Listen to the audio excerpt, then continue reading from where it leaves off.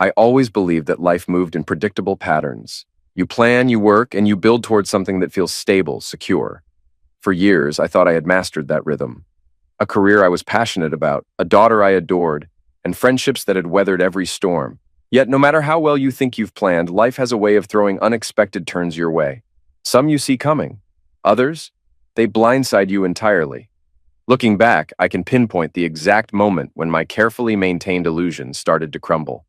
It wasn't dramatic at first, just small things, the kind of subtle shifts you can ignore if you try hard enough. A slight change in tone, a hesitation in words, glances that lingered a little too long on things left unsaid. I had been here before, standing at the edge of a truth I wasn't ready to face. And yet, despite everything, I told myself it was nothing. Shauna, my closest friend, hit me with a question I had been dreading but couldn't ignore. Her piercing blue eyes locked onto mine, leaving no escape from the truth she was about to reveal. We sat on her back patio, wrapped in warm sweaters, sipping hot chocolate as a cold ocean breeze swept through Byron Bay. Moments before, the day had been peaceful, but her words shattered that calm, forcing me to confront something I had been avoiding. She didn't ask lightly. There was an unspoken weight between us, a shared history that made this moment even heavier. I had suspected for months that something was wrong in my marriage. Excuses, distance, fewer intimate moments, and tense arguments that had pushed me to the guest room more times than I wanted to admit. Still, I clung to the illusion that everything was fine. Looking away, I focused on the sky, watching the gray clouds drift, hoping to find distraction in predicting the coming rain, but the reality lingered, settling deep in my chest. My 8-year-old daughter, Maddie, played nearby with her stepbrother, Greg, oblivious to the tension thickening the air.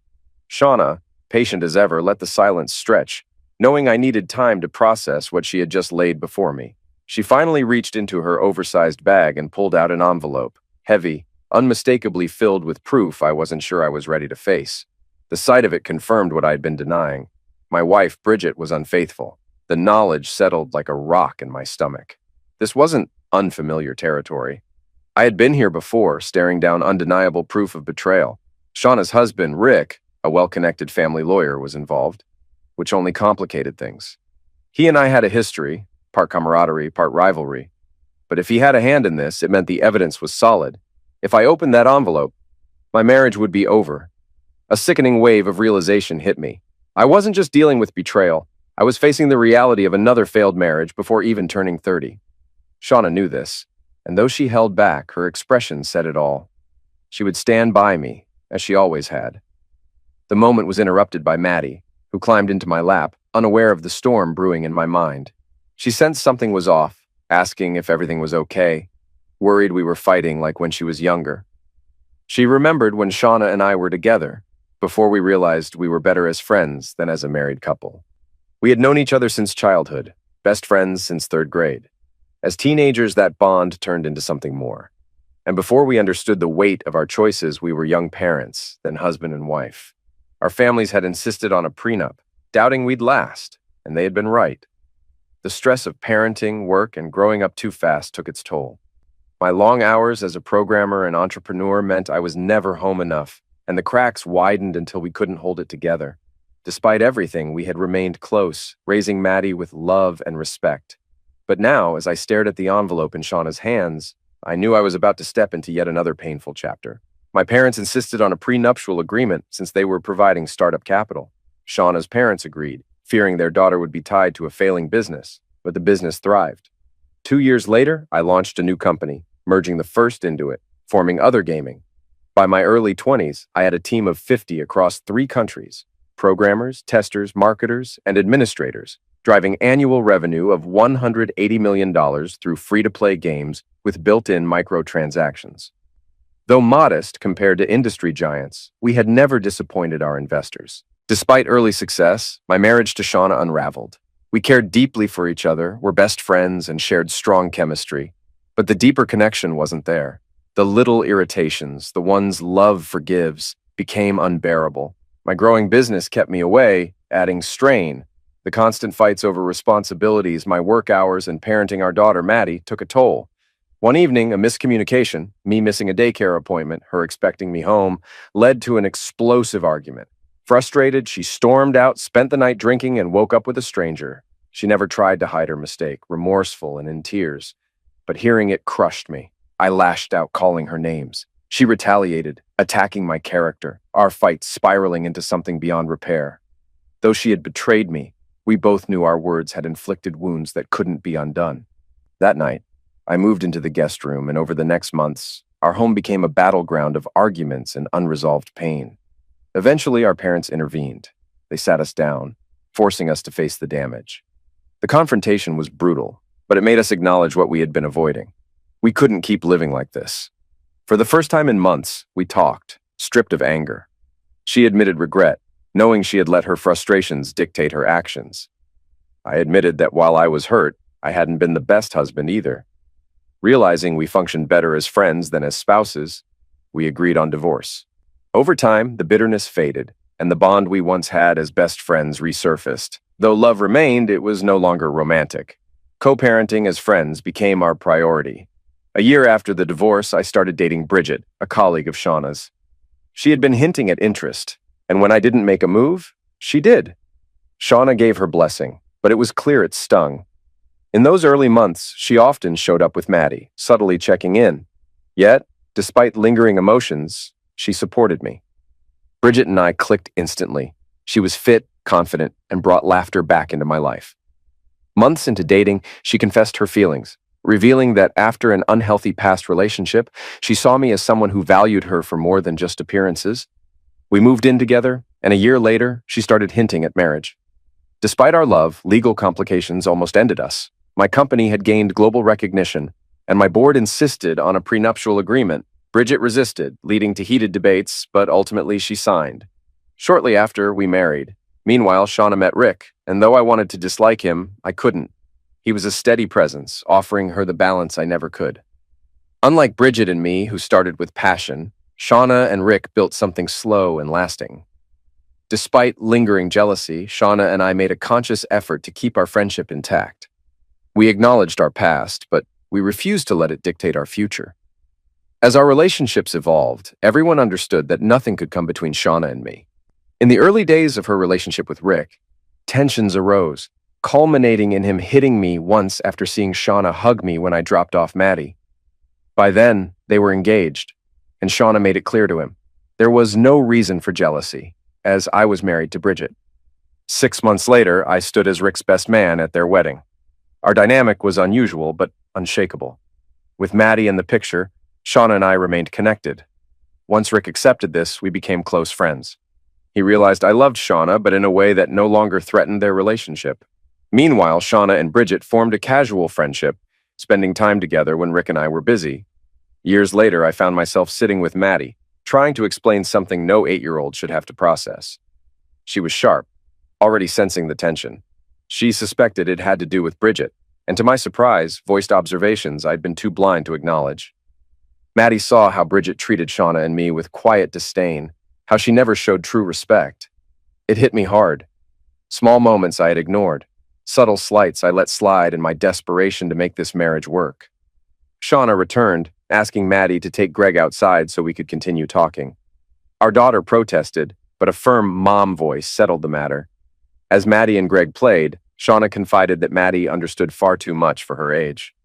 Watching my children, I admitted how much I had overlooked. Shauna and I shared a quiet moment of sadness, both of us sensing the storm ahead. A familiar envelope stuck out of her bag, and I instinctively reached for it. She stopped me, warning that whatever was inside would only bring pain. But I had to know. Inside were 2 documents and a USB drive, one detailing Bridget's infidelity with timestamps, locations, and recorded conversations, the other filled with incriminating photos of her and an ex, Brad Houghton. The evidence showed their relationship escalating from casual coffee meetings to something far more intimate. Some images appeared to be taken from a distance, others from hidden cameras, undeniable proof. Staring at the damning contents, I felt a crushing emptiness. I had suspected something, but seeing it confirmed in black and white was different. I asked the inevitable question, why? But there were no real answers. Rick arrived, instantly recognizing the weight of the moment. He revealed that after conversations with Shauna and Maddie, he had suspected something was wrong.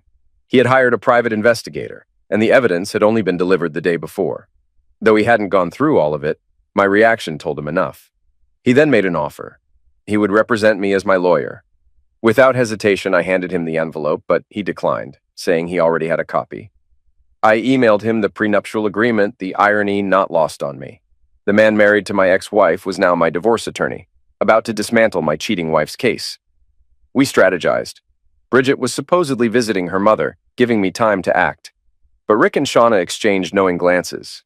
She likely wasn't with her mother at all. Another stab of betrayal, but at this point, what difference did it make? As the sun set, Maddie returned, and after heartfelt hugs, I left in my Mustang, the first car I ever bought for myself when my company hit $5 million in revenue. I had built an empire, but at that moment, it felt like I was losing everything that truly mattered. When I arrived home, the security gate shut behind me as I pulled into the garage. The house, a modern, spacious property, belonged to a subsidiary of Other Gaming and was part of my executive benefits package. It was the kind of place Bridget wanted, not me. All I needed was a functional workspace and a bed, but we ended up in a 5-bedroom, 6-bathroom house with an ocean view terrace. Maddie had her own room, decorated to her liking, while one bedroom served as my gaming and computer room. Bridget and I shared the master suite overlooking the water. We had only lived here for 6 months, hosting a few parties and enjoying our honeymoon phase. Now, the thought of Bridget possibly bringing Brad here made my stomach turn. Dropping my bag and the envelope onto the kitchen table, I grabbed a bottle of Bundaberg rum and a cold can of Coke from the fridge. Pouring myself a strong drink, I pulled out my laptop and plugged in the USB drive. I needed to see the truth for myself. As I read through the report, it confirmed what I already suspected. Bridget had a history with Brad before she and I got together. Their relationship had been rocky, but after our wedding, they reconnected. Less than 3 months after our honeymoon, she was back in his bed. The private investigator's records detailed conversations, timestamps, and locations, proving her affair was more than just physical. It was an entire relationship, complete with future plans. The most damning evidence came from a conversation recorded just a month ago. Watching the video, I heard Brad plead with Bridget to leave me, arguing that she spent just as much time with him as she did with me. She laughed, telling him she loved him but had no intention of leaving because I had 2 things he didn't: money and intelligence. She admitted she married me for financial security, seizing the opportunity after Shauna and I split.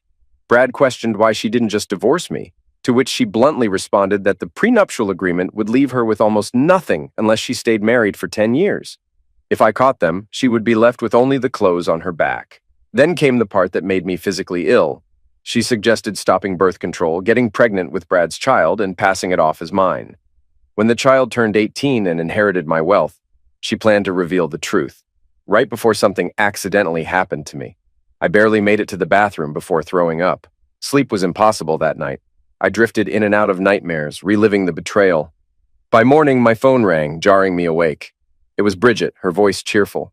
She was still pretending. She playfully asked if I had been sleeping while she was away. For a moment, I considered confronting her, but held back. I needed time.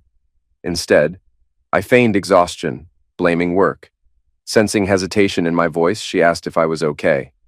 I reassured her, and she promised to bring me a gift when she returned.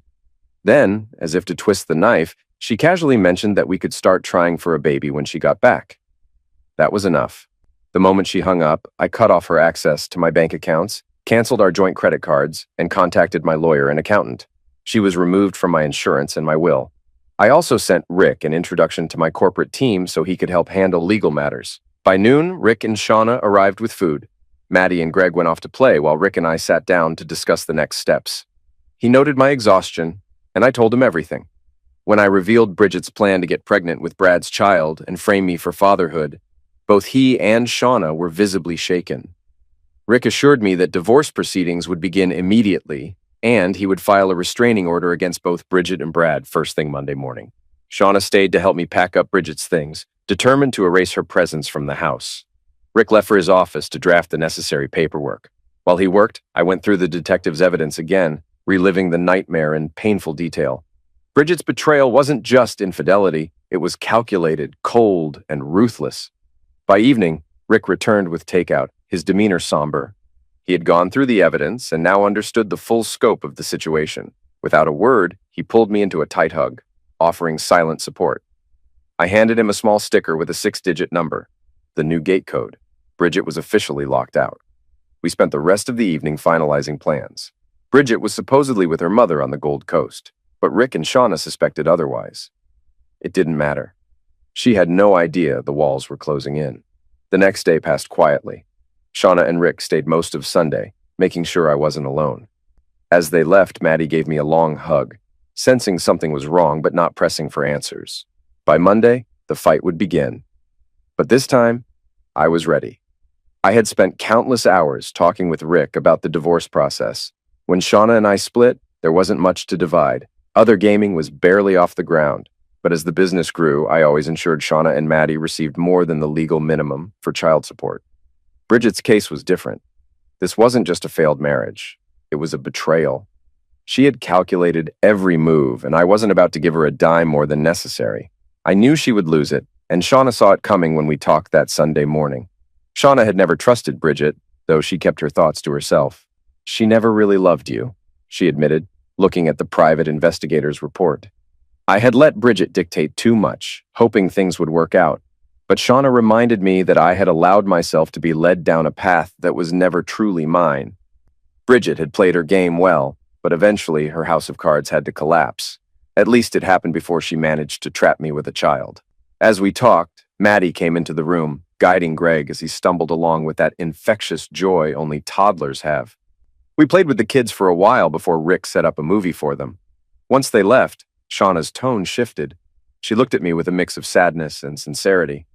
"I know things didn't work out, but that doesn't mean I love you any less," she said. We had been through hell and nearly lost each other, but I'd never used our history to punish her. Despite everything, we had created something beautiful. Maddie. Rick joined us and, for the first time, truly acknowledged me. As a lawyer, he rarely trusted people, but he trusted me.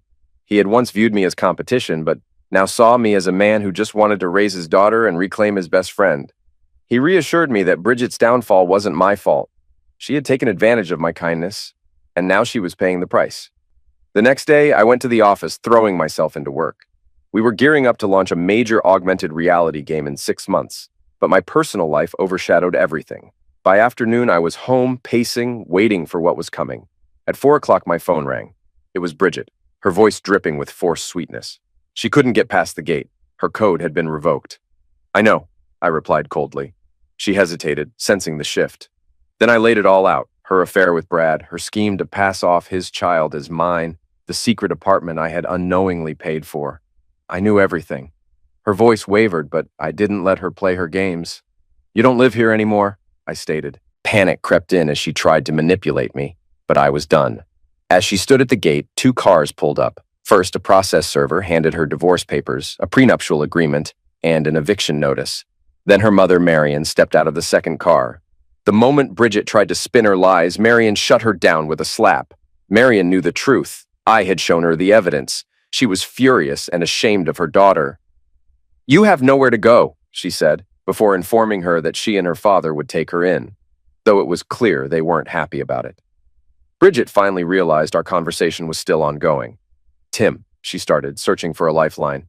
"It's over," I said flatly. "Follow the divorce terms, and I'll be fair. Cross me, and I'll make sure you walk away with nothing." She fell silent, absorbing the final blow. I sighed. "I loved you once, Bridget, but you threw that away. You were never in this for love. You were in it for the money." I could hear her holding her breath. "Oh, and one more thing," I added.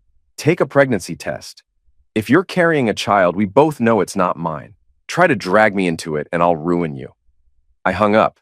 She sobbed, and for the first time in months, I felt lighter. The following weeks were a blur of work and fatherhood. I buried myself in projects and spent every spare moment with Maddie. But the nights were restless, haunted by anger and regret. Bridget lawyered up, and Rick suspected she'd challenged the prenup, aiming for a 50-50 split. So far, nothing had come of it. I authorized Rick to offer her $30,000 to walk away quietly. No response. Then everything changed over the weekend. Maddie and I had gone to the beach, enjoying ice cream in front of an old fish and chip shop. The place was straight out of the 80s. Beige bricks, a tin roof, sticky linoleum floors, and the lingering scent of fried oil. People lounged in swimsuits and bikinis, towels draped over shoulders, surfboards tucked under arms. The ocean was crisp, refreshing. We swam, rinsed off under a freshwater shower, then sat back down to savor our ice cream, laughing about the waves. And then, out of nowhere, Brad attacked. The world went black. I regained consciousness to the sound of Maddie crying, clinging to me in fear. A crowd had gathered, and Brad was nowhere in sight. Someone had already called emergency services, and sirens were fast approaching. Pain radiated through my back and arm as I forced myself upright, searching for my phone and keys. An older man explained that after the attack, Brad had stood motionless for a few seconds before grabbing my belongings and running off. Realizing I had no way to call for help, I asked for Maddie's bag. A younger man brought it over, and I used her phone to call Shauna. She answered cheerfully at first, but quickly sensed something was wrong. I reassured her that Maddie was safe, but explained what had happened. I asked her to contact Nadine, my executive assistant, to track my stolen phone. Time was crucial. Brad was already on the move. The ambulance arrived within minutes.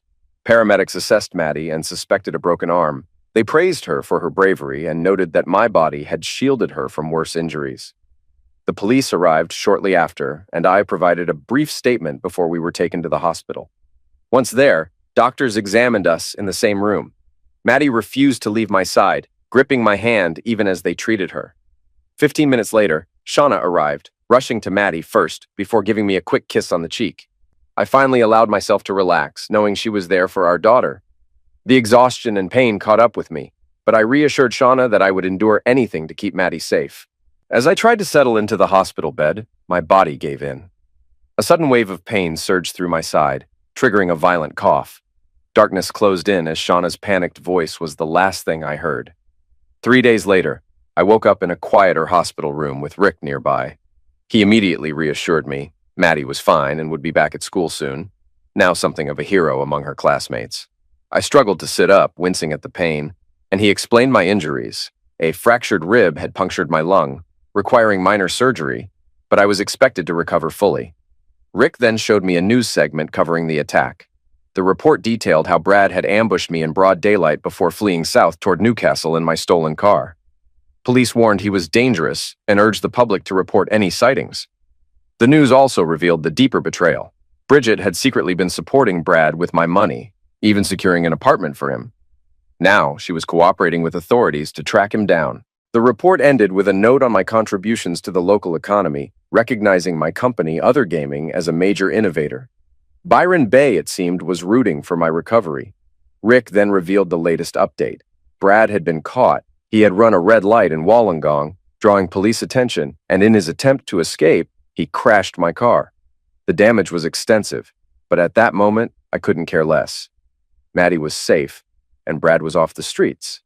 Later that day, Maddie burst into my hospital room, her arm in a cast, with Shauna and Greg following close behind. She climbed onto my bed, her expression full of concern, but after seeing I was awake and talking, she smiled. She proudly recounted how her doctor had called her brave, but, in her eyes, I was the real hero. We spent hours reminiscing about our day at the beach, promising to go back once we both healed. The atmosphere lightened as visitors arrived.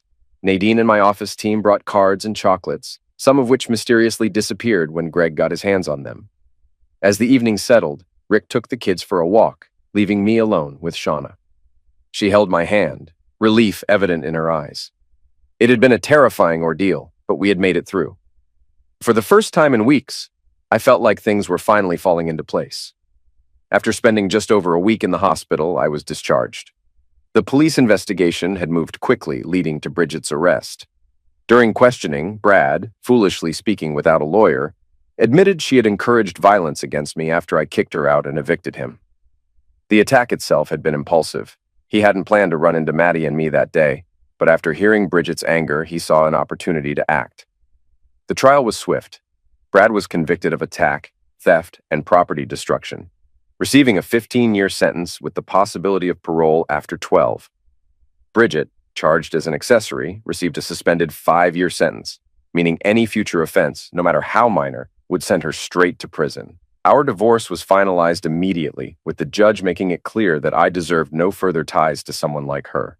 Despite everything, I surprised everyone by offering Bridget $10,000 to start over, on the condition that she left Byron Bay for good. While recovering, I worked from home with Nadine, assisting daily. Shauna was often around as well, but if anyone assumed Nadine and I became romantically involved, they'd be wrong.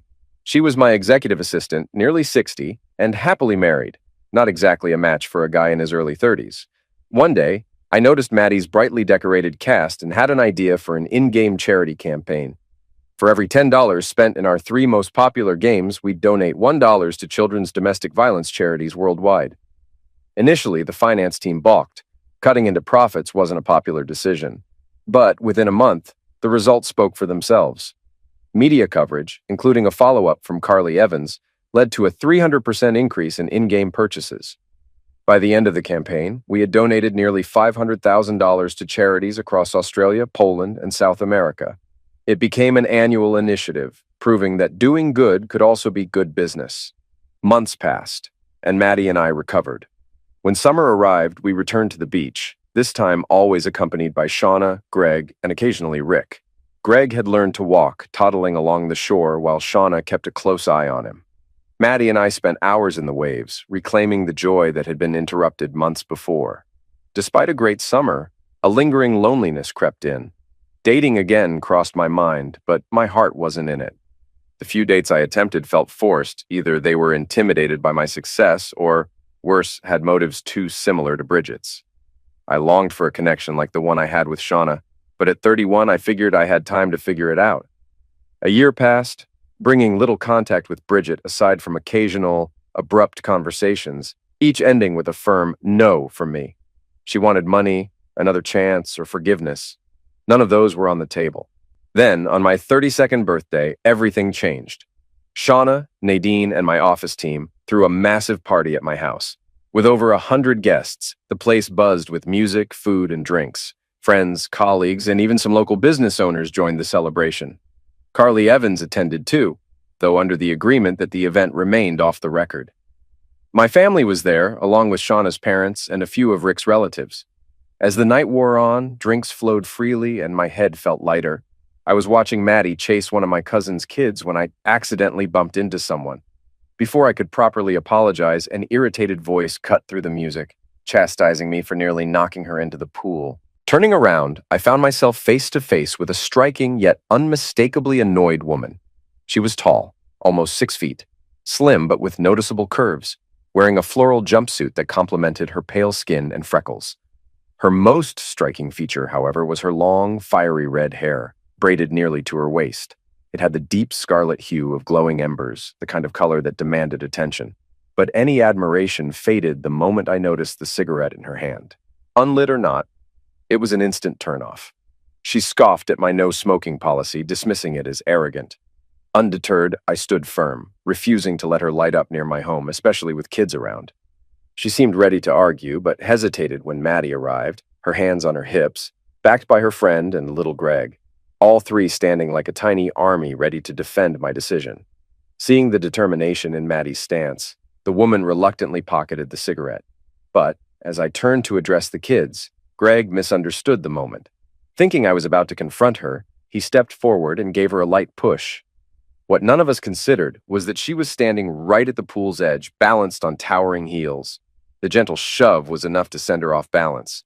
Her eyes widened in horror as she grabbed onto my arm, dragging me down with her. The splash was inevitable.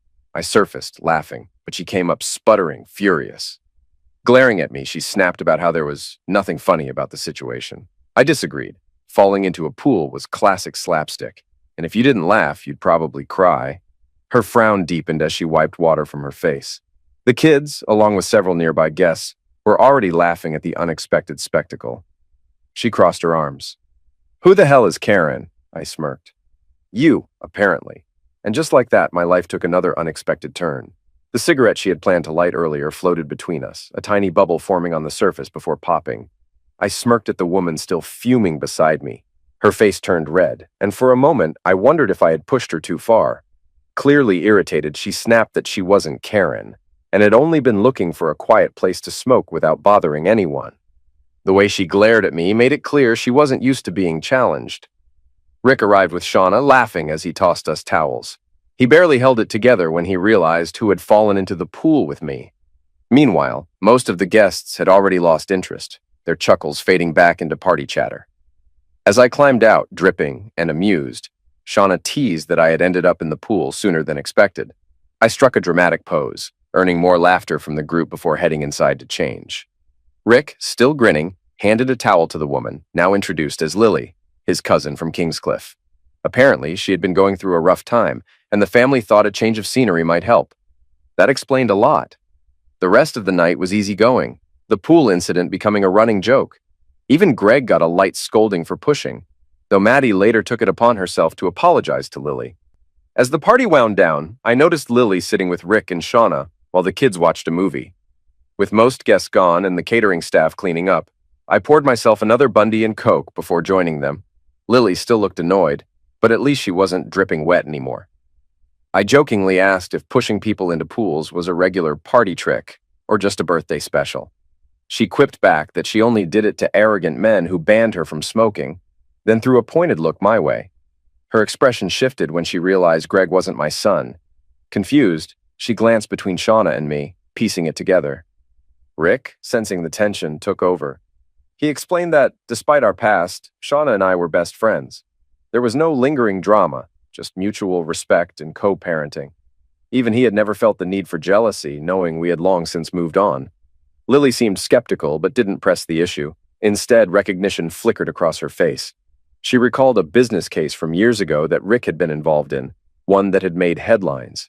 She connected the dots. That was me. I gave a careful nod, used to the moment people either idolized me or fished for details. But Lily didn't do either. Instead, I explained Maddie's fierce protectiveness, how she had witnessed things no child should and still carried the fear that I might not always be there. Greg, just a toddler, had only wanted to back up his big sister, not realizing his tiny push would send someone into the pool. She listened, her expression unreadable, then quietly admitted she had recently fallen back into smoking. A bad habit, she called it. Her voice cracked slightly before she excused herself, walking off to collect herself.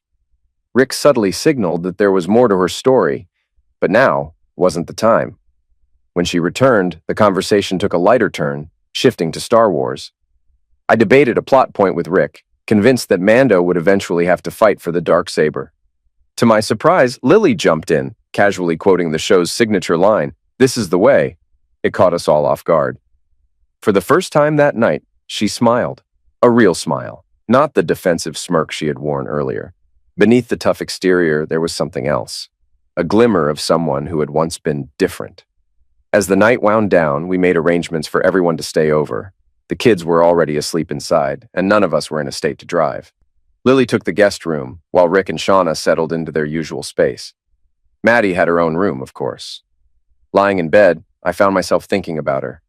The striking redhead with the sharp tongue, the hidden sadness, and the cigarette she never ended up smoking. It was just a shame she smoked at all. The next few days were spent at my place, with Rick, Shauna, and, by extension, Lily joining us. We fell into an easy routine. Mornings at the beach, afternoons swimming, eating fish and chips, and building sandcastles. Despite her guarded nature and the smoking habit she never quite indulged in, Lily was surprisingly good company. One evening, as we sat watching Shauna play in the pool with Maddie while Rick entertained Greg, I found myself asking Lily about her past.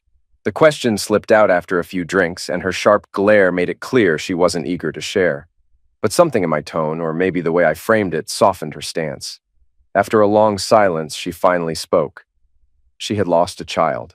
Her words hit like a punch to the gut. I didn't interrupt. Instead, I let her find her own way through the story. She had been with her boyfriend, Aaron, for just over 6 months when she discovered she was pregnant. Unexpected, but within a week, something she had come to cherish. Aaron, however, didn't share her excitement. As her belly grew, so did his drinking, his late nights, his resentment. Then came the night it all fell apart. A drunken argument spiraled out of control. Their neighbors had called the police after hearing their shouting, but Aaron, in his intoxicated state, thought she had called them herself. In a blind rage, he shoved her. The fall changed everything. 2 days later, she lost the baby. Lily barely whispered the words, her voice hollow. Surgery had been necessary to save her own life. The only people she had ever told were a police officer and the surgeon who treated her. Now, for some reason, she was trusting me. The weight of her story settled between us. I placed a hand on her arm, offering what little comfort I could. She looked up, her expression raw, and I told her how sorry I was. She gave a small nod of appreciation but barely held herself together. After a moment, I hesitated before asking if I could hug her. Her usual fiery defiance flickered in her eyes before she finally let her guard down. Without another word, she stepped forward, arms outstretched like a child seeking comfort. I held her as she broke. Her body shook with deep, aching sobs, the kind that had been trapped inside for too long. Across the pool, Shauna and Rick exchanged a glance, understanding the moment without interfering. I led Lily to a quieter corner, letting her cry against my chest, clutching onto me like I was the only thing keeping her from falling apart completely. Minutes passed before she finally pulled away, wiping her tear-streaked face with a tissue Shauna had discreetly left on the table. Her mascara was smudged, her eyes puffy, but she seemed lighter, as if a part of her burden had been lifted. We sat in silence for a while, sipping water, before she finally spoke again. The past months had been a haze of depression, antidepressants, and hormonal treatments. She admitted she had picked up smoking again as a distraction, though I had yet to see her actually light one. I made a quiet joke about it, and, to my relief, she laughed. The conversation drifted, shifting to easier topics. She asked about my relationship with Shauna, and I explained that while our marriage hadn't worked, we had built a strong friendship for Maddie's sake. When she asked about Bridget, I was honest. I had married her for the wrong reasons, mistaking loneliness for love. In the end, I was just a paycheck to her. Lily listened, her expression softening. For the first time, her usual edge was gone. Then, almost as an afterthought, she muttered that Bridget had been a fool. Any woman would be lucky to have me. I smirked, teasing her about that particular choice of words.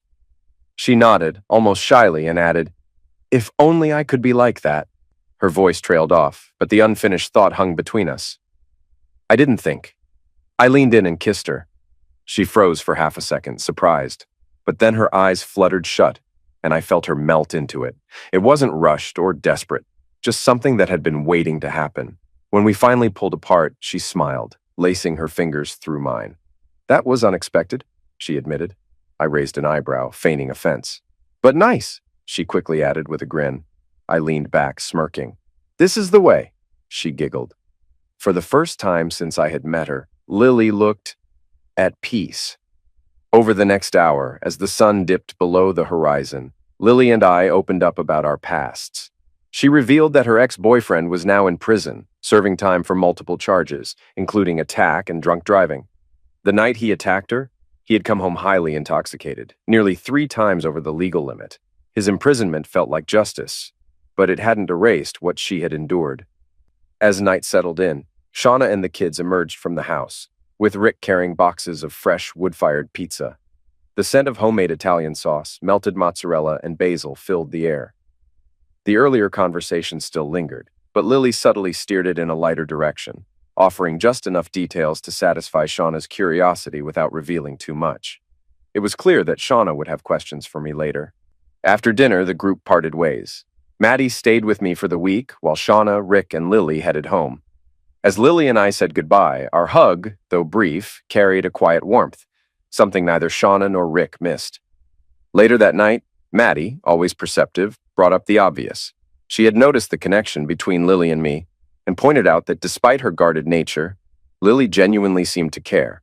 But she also recognized that Lily was carrying deep wounds. Maddie asked about her past, but I kept my promise, explaining that Lily had confided in me and it wasn't my place to share. Maddie accepted that without argument, showing a maturity beyond her years. That night, as I worked in my office, Shauna called, confirming what I already suspected. Lily had spent the entire ride home talking about me.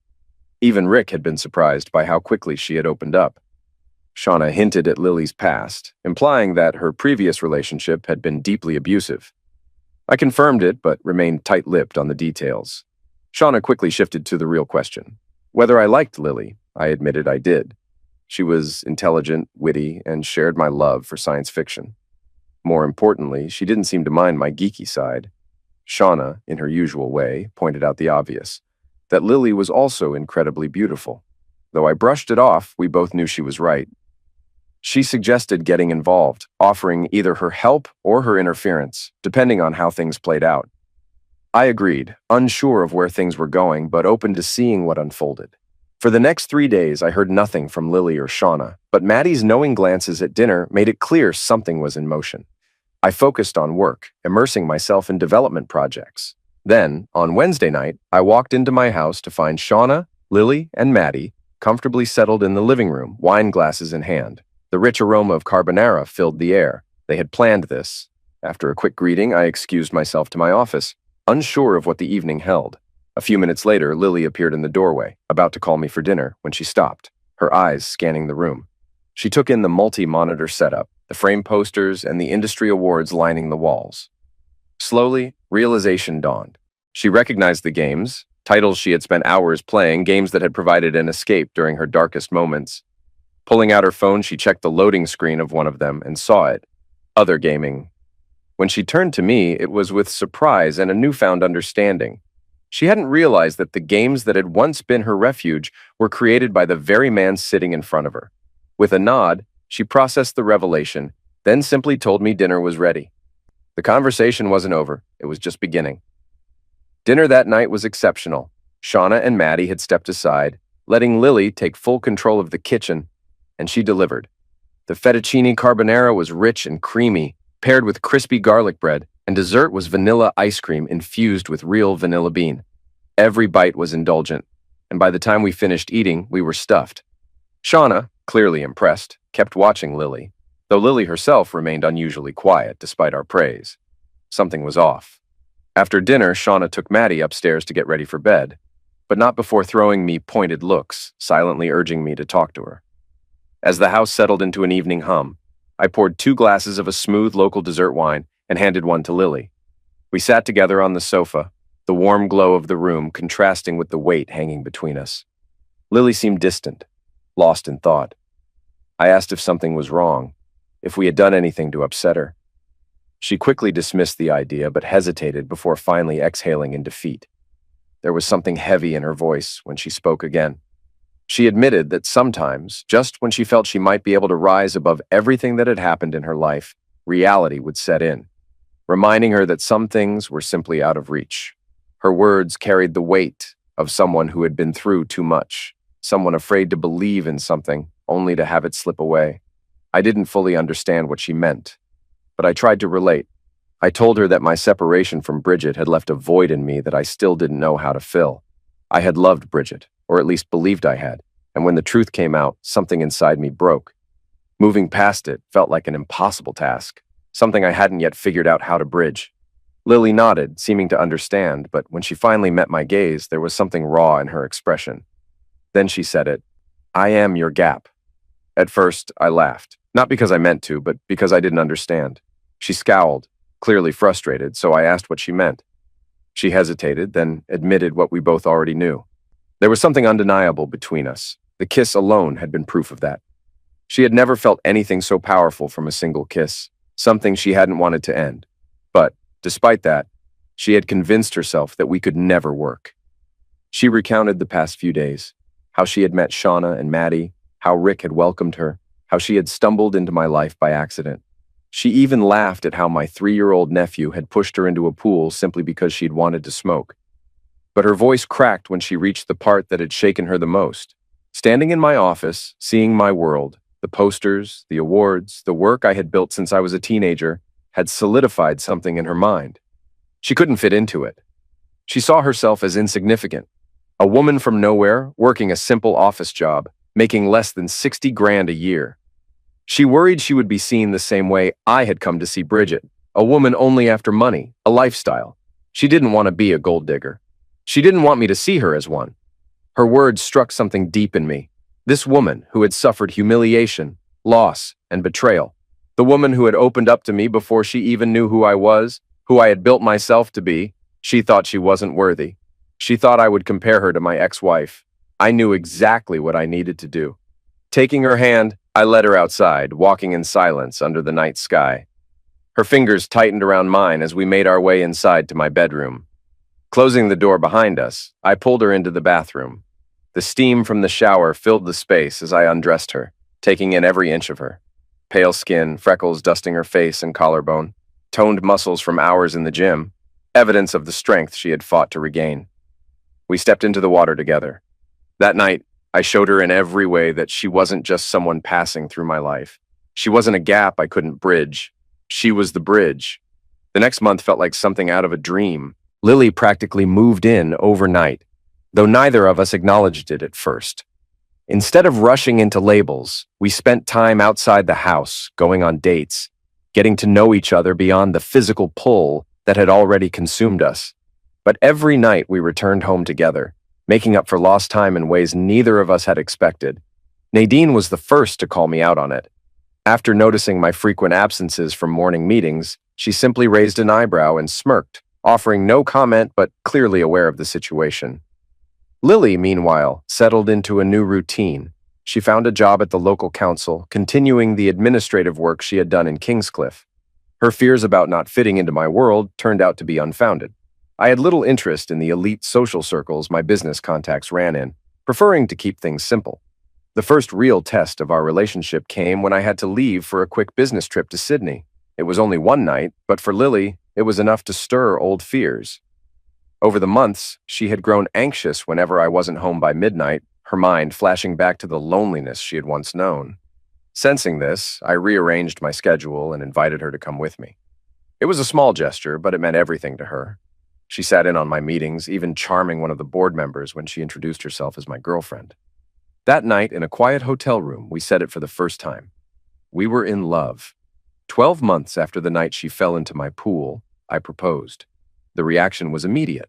Shauna and Maddie nearly exploded with joy. Our wedding took place in the backyard, a simple ceremony with close friends and family. Rick stood as my best man, while Shauna took her rightful place as my best man, because there was no other title that fit. As we exchanged vows, the moment the officiant said you may kiss the bride, Rick and Shauna turned and pushed us both, fully dressed, into the pool. The photos turned out perfect. Our laughter, the water splashing around us, our hands clasped tightly even as we fell. Our honeymoon took us through Europe, nearly a month of exploring, eating, and learning even more about each other. We argued at times, like any couple, but we always talked through it.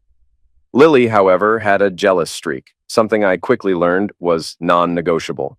Aside from Shauna, Maddie, and Nadine, any woman who so much as looked at me was met with the fiery wrath of a redhead who had no patience for nonsense. Any lingering doubts about Lily's loyalty disappeared after two key events. The first happened at a bachelorette party she attended with Shauna.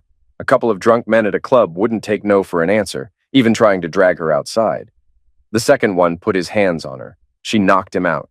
In court, security footage showed her repeatedly screaming that she was a married woman and that her body belonged to her husband. The judge gave both men 6 months of probation. The case was closed. The second event happened about a month after our first wedding anniversary. Lily met Bridget. It only took 60 seconds for her to realize something was wrong. And that was when everything changed again. Lily had never seen a picture of Bridget, nor had I ever described her in detail, yet she recognized her instantly. That afternoon, while we relaxed in the pool, she recounted the unexpected encounter. Rick and Shauna sat nearby, while Maddie and Greg played in the water, their laughter filling the air. Earlier that day, Lily had scheduled a meeting at a cafe with someone listed as B. Brown. When the woman arrived and took a seat across from her, there was an immediate sense of unease. She had greeted her politely, but the stranger just stared, assessing her with an unnerving intensity. The conversation quickly took a sharp turn. At first, the woman made a passive-aggressive remark about Lily's looks, vaguely referencing Tim. But then she clarified. She wasn't talking about Tim at all. She was talking about Aaron. The name sent a chill through Lily. Aaron was a part of her past she had long buried, yet this woman not only knew about him but claimed to have been tracking her. She explained that after Aaron's release from prison, she had convinced him that Lily belonged with him and had been working behind the scenes to bring them back together. At that moment, Lily realized who she was dealing with. It wasn't Aaron she needed to worry about. It was Bridget. The woman had lost all pretense of civility, her words laced with bitterness. She accused Lily of taking what was rightfully hers, insisting that she had been Mrs. Otter first and that she planned to reclaim her place. It wasn't just about Tim. It was about the life she believed had been stolen from her. Lily's shock turned to fury, but she kept her composure. Bridget, however, didn't. As Lily stood to leave, Bridget lunged, grabbing her and dragging her back toward the table, screaming for her to let go of Tim and return to Aaron. The scene escalated quickly, drawing the attention of everyone in the cafe. Someone called the police. Rather than fight back physically, Lily chose her words carefully. She made it clear that Bridget's time had passed and that any attempt to reclaim Tim was futile. Then she delivered the final blow. She was pregnant. She had just received confirmation that morning. Bridget went silent, stunned. Before she could react further, the police arrived. She was arrested on the spot. Later that night, as Lily told me everything, she apologized for revealing the pregnancy to Bridget before telling me. I could only laugh. If anything, it had made the news hit even harder. The next day, Bridget was released but was served with a restraining order, preventing her from coming near me, Lily, Maddie, Shauna, Rick, or Greg. She disappeared from our lives after that. A few years later, we heard she had married a criminal on the Gold Coast. The marriage didn't last, and she eventually ended up in prison. What was expected to be twins turned out to be triplets. Early one Wednesday morning, Lily went into labor. 2 hours later, via cesarean section, Connor, Adam, and their sister Jessie were born. The doctors had recommended surgery to minimize risks, and I stayed by Lily's side the entire time, overwhelmed with admiration for her strength. The first few months were a blur of exhaustion. I took a 3-month leave from other gaming to help at home, and we brought in a full-time nanny. But the real support came from Shauna, Rick, and Maddie, who were always there when we needed them. Even Greg, now a little older, tried to help in his own way. Life became a constant cycle of feedings, diapers, and sleepless nights. Lily adjusted to motherhood quickly, though the physical toll was evident. Her body changed, her patience was tested, and exhaustion led to inevitable tension.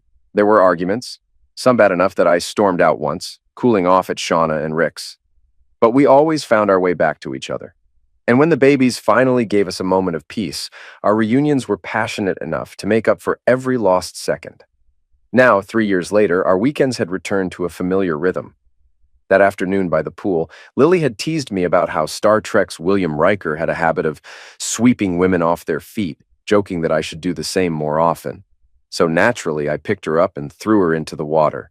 She retaliated immediately, pulling me in with her, both of us laughing as the kids cheered and splashed around. It wasn't long before the entire family was in the pool, playing together. Later, as we dried off in the sun, Shauna pulled out a deck of cards. As the game unfolded, she leaned over and whispered that Lily was cheating. The last time she had said those words, my world had nearly fallen apart. This time, I just smiled. The mirrored doors behind us gave Lily a perfect view of my cards. She knew exactly what she was doing. Shauna, amused, asked if I was really going to let her get away with it. Lily, unfazed, laid down her next hand and smirked. She was in control of the game, and she knew it. And later that night, she was right. I did win.